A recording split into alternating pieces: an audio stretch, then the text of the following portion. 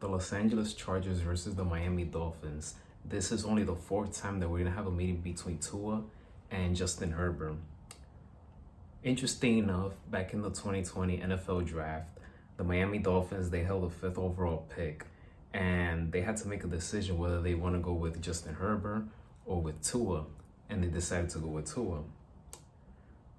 So both teams, they're coming off week 5 losses in which they both had the lead and then they squandered the lead.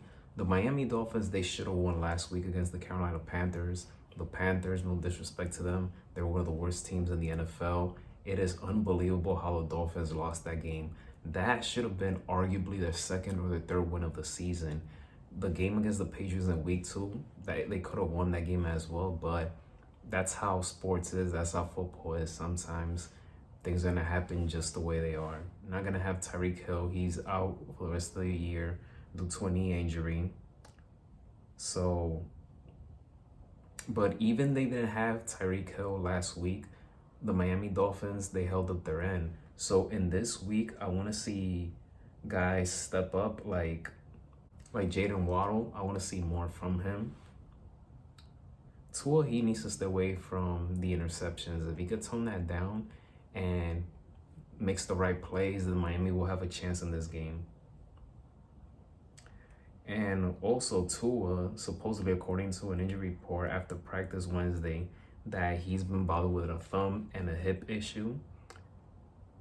So that's another thing to keep an eye on.